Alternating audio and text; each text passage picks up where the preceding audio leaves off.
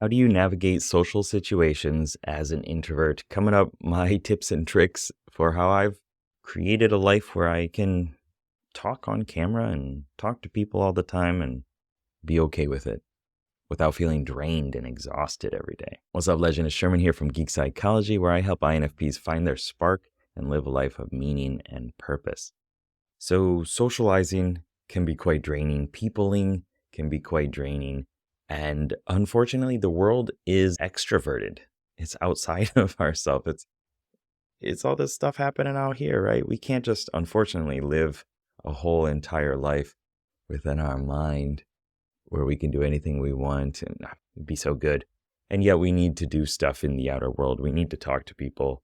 We need to have relationships. I guess we don't need to, but there's a lot of gain and benefit that can come from it.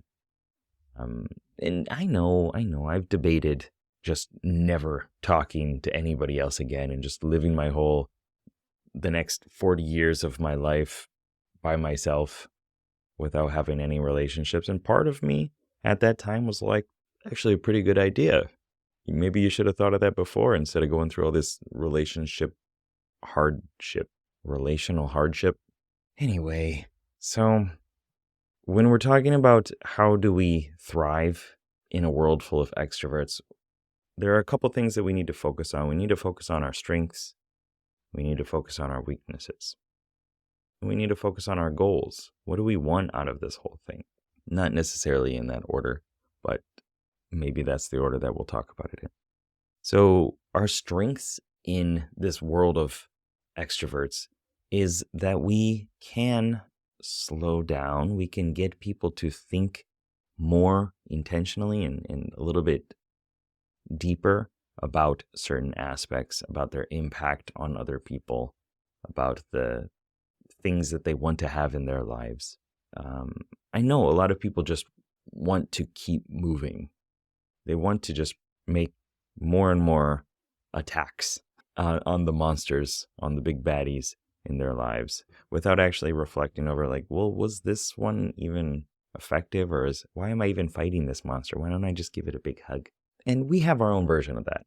As introverts, we tend to double down on holding back, on being defensive, on putting up our shield. And extroverts, well, their way of getting stress relief and not going into the inner world where all those demons and scary things are, is to take more action. We all have our own versions of this struggle, and what we see as a problem, other people don't. What they don't see as a problem, that's the same. What they see as a problem, well, we don't. So as an INFP, you probably have had this experience before where people will approach you for different ways of thinking about who they are. They ask you questions about intrapersonal relationships, like this part of myself, how do I deal with that? Or, how do you always maintain your calm? Well, it's a learning process. It was something that I had to develop. And those are different skills that you have, and you need to reflect over those. But those are skills that you have that you can bring to the world, that the world is actually seeking from you, that maybe you haven't actually paid attention to enough. Maybe you dismiss it because you think it's too easy for you, that it's not that important because it's something that you've done your whole life. But there are people out there who are really struggling with it, and you can provide your skill set to help them with it, delving into what it means to be a human and exploring that with endless curiosity and passion. Now, is that the right set of traits to bring to a 5-floor nightclub with blaring music and stuff like that? Not necessarily. And it was a hard journey for me when I was trying to do that. But it also taught me a lot about myself. And with that, I learned that my introverted strengths are not necessarily in those environments where people can't even hear me talk because I whisper. And you need like bat sonar ears to pick up what I'm saying. I have the gain on my mic turned way up, by the way. And it's still quiet, isn't it? So embrace the fact that people, extroverts, need to slow down in a lot of ways, and you can be a source of creating space for them to do that. Creating space for them to talk and reflect over things, and you dropping little subtle hints or ideas along the way for them to delve more into exploring who they are as a person. That's awesome. Everybody needs that more in the world, in my opinion, as an INFP.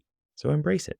Now, some of the weaknesses I kind of already talked about within that when I was talking about the strings, but the biggest thing is this feeling of being exhausted, of not having the energy to talk to people and being drained. What I found out for myself, your mileage might be different. You got to try it.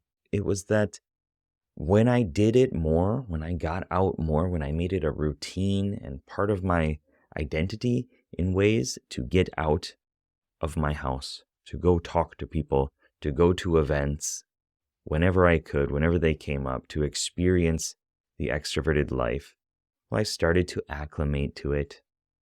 I started to realize that I don't have a limited amount of energy. My energy is something that I generate, that I can choose to create. Same with any emotion. Happiness, curiosity, anger, love. They're all things that we are generating within ourselves all the time.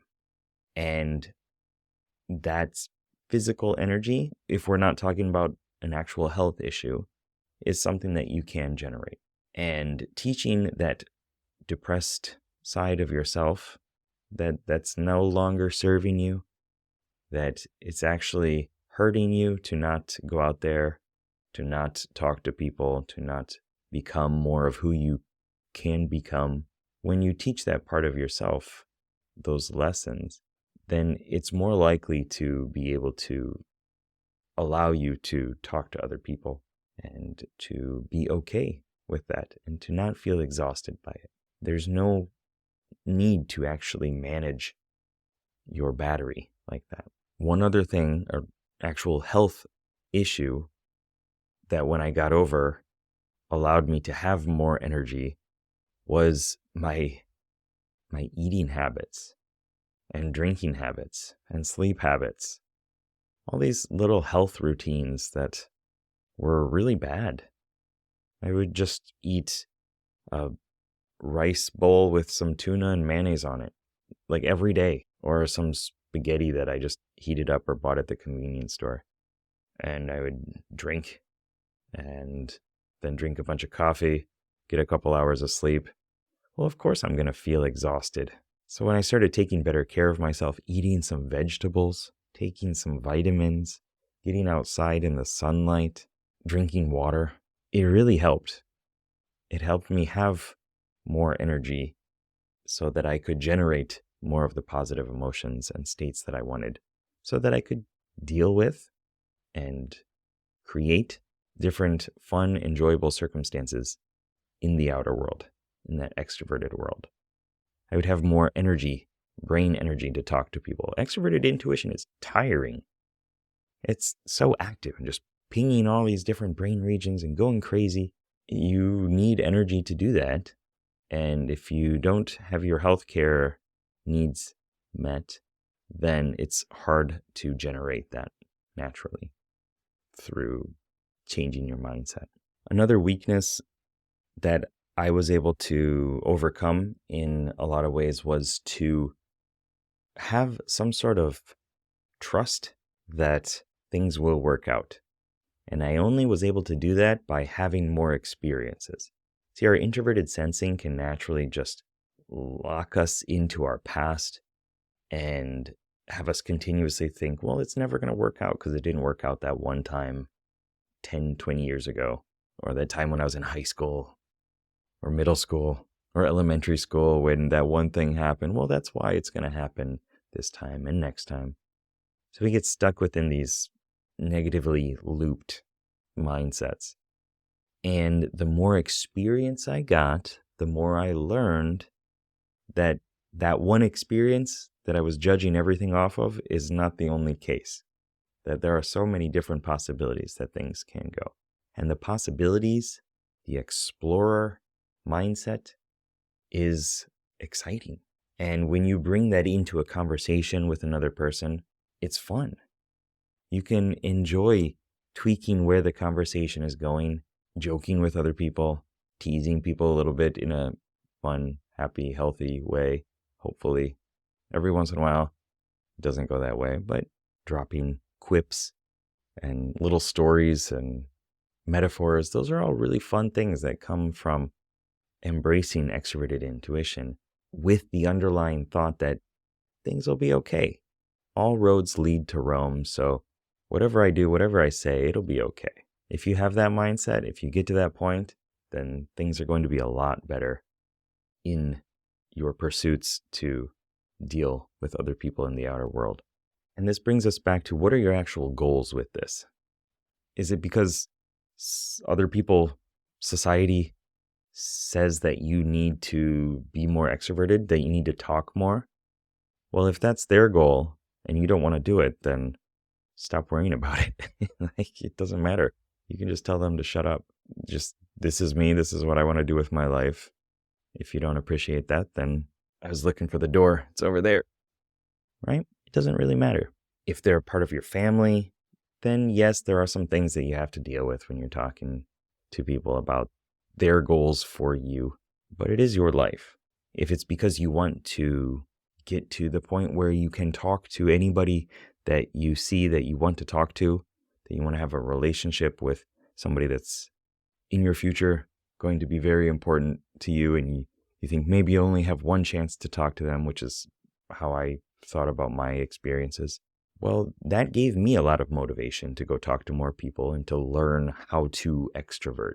If it's because you want to make a business and live off your own money and have control and sovereignty over your life, well, that's another possibly good reason for you to learn how to extrovert a bit more.